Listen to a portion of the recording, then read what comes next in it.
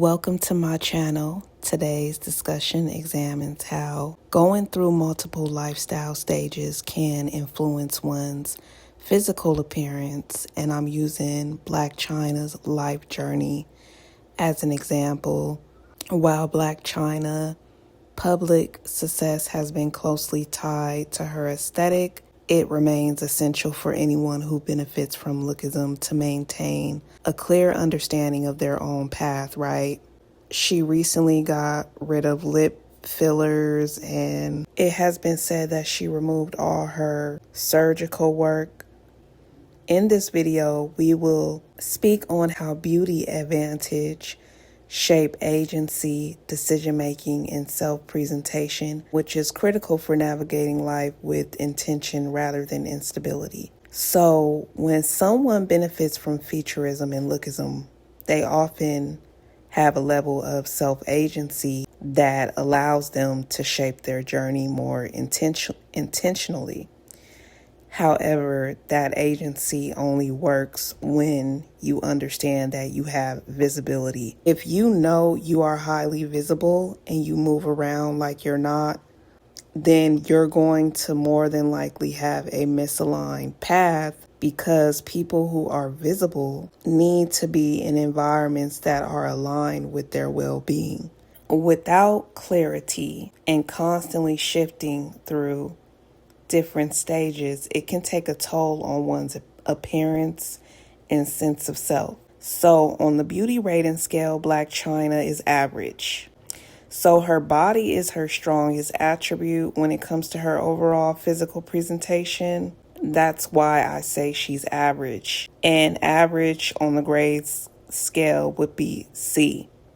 In recent interviews, Blac Chyna has spoken openly about her personal transformation and the spiritual awakening she's experiencing.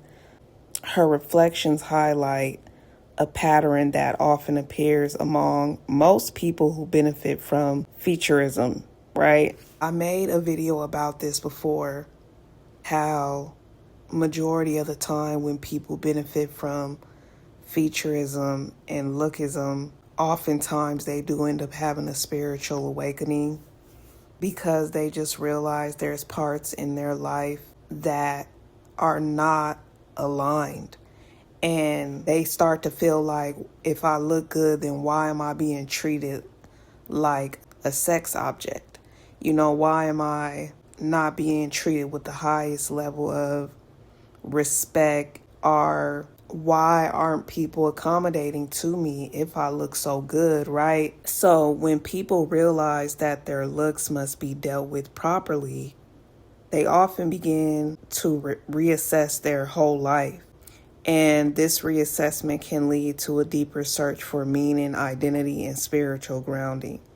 Blac Chyna has described her journey toward God in her decision to delete her OnlyFans account because she felt it was ungodly and misaligned with her sense of self-worth. And so this normally happens when individuals who benefit from featurism reach a point where they feel like, I should not be living a life like this with the power they hold. When that recognition comes, they have this strong desire to protect themselves from being objectified or reduced to their physical appearance. And I agree. That's why when I started to see girls making twerking videos online and dressing just extremely hoish, creating OnlyFans, it's like women really give too much power to the male gaze. Like, it's really sad. I definitely feel like you have to be a godly woman to come out of that, because even when I was talking to a girl about this, she got really offended. She was very attractive because she has an OnlyFans, but she got really offended because it's like, to me, men who have OnlyFans are perverts to me. Like, I don't even want that energy directed to me. I don't even want that energy summon me.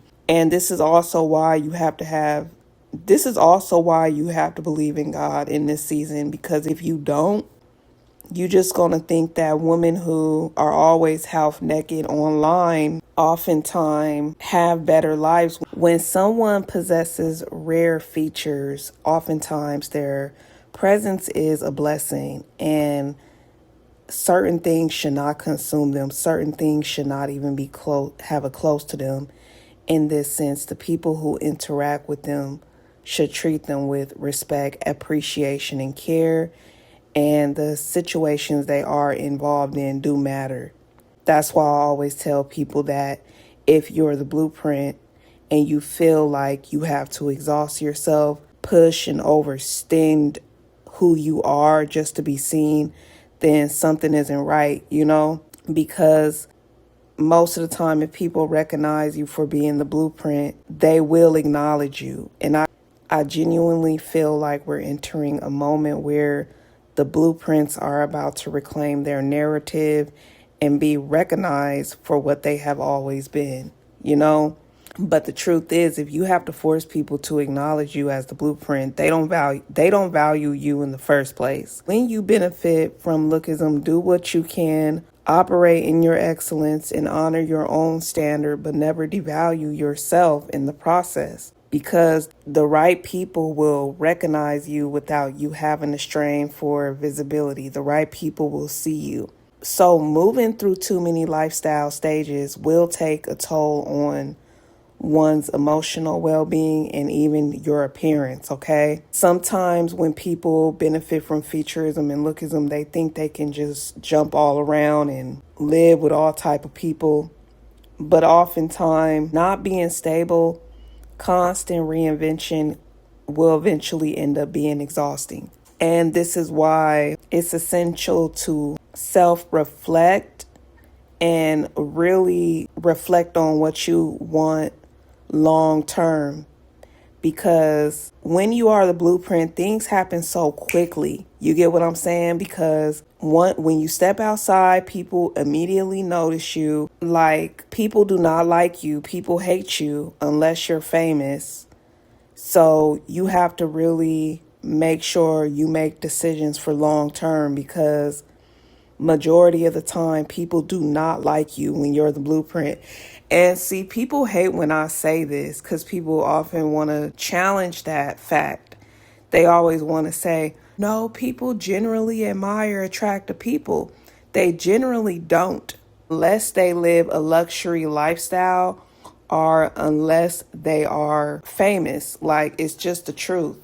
But oftentimes there's attractive people who look famous walking around all the time, and people don't even care to treat them like a superstar because their name isn't on the TV. And that's how shallow our world is. That is the matrix for you. That is the matrix. So when I was 18, my own experiences reflect the dynamic of Blac Chyna, because when I turned 18, I had opportunities available to me because of my looks. Yet I also had to be cautious about the environments I entered. So I avoided living with older women because they did not share my beauty level. And I had heard too many stories about attractive women being mistreated by ugly roommates. Because, sometimes your ugly roommates don't think nothing of you until they see you get dressed up for one night, and then they get jealous and want to kick you out.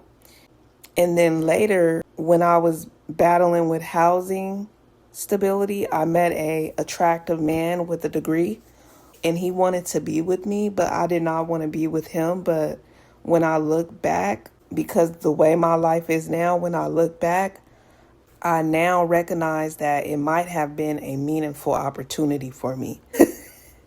Because sometimes, like, we also have to think about our race. And two, if you're an attractive Black person and you're trying to navigate the world, majority of the time you're going to be the least prioritized, because attractive Black people, like attractive brown skin people, are normally hated. A lot of people don't like them because if there's too many of them, then people going to want to know where are the others, because attractive Black people are very desirable.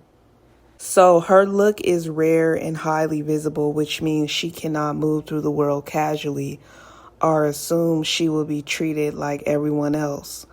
people project onto her, desire her, envy her, and being very visible requires intentional choices about lifestyle, relationships, and spiritual grounding, you know?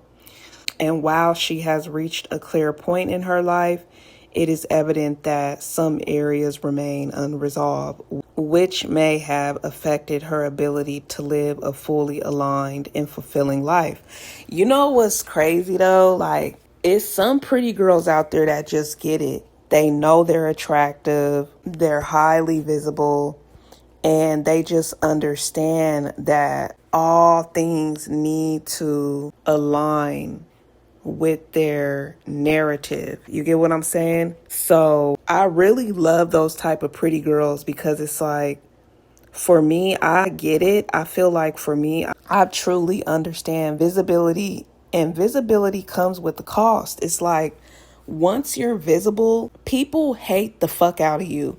And see, I'm going to tell y'all my journey soon. I'm going to tell y'all my journey because I want y'all to know how I've dealt with visibility for the past 20 years, but it's not easy because people want every part of you. Like, people just want every part of you, and that's understanding with the society we live in. But I'm saying, like, the journey of being visible is very interesting because I've met very highly confident, visible people, and they could not get ahead in society like the way they want it. So it's just a really interesting thing to watch visible people in their journey because it's like, who will survive? Who will survive? And it's not funny. It's not funny. But this is the reality of our societal collective.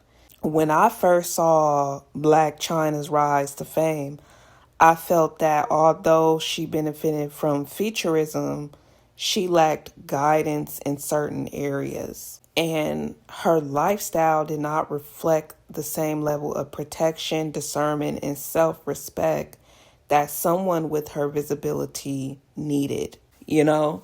Her recent transformation shows growth, but it also reveals how complex the journey can be for a visible woman whose beauty grants them both privilege and vulnerability. Ultimately, the experiences of Blac Chyna and of many women like her demonstrate that beauty alone cannot anchor a person. Without clarity, emotional grounding, and wise decision making, the advantages of featurism will become overwhelming rather than empowering.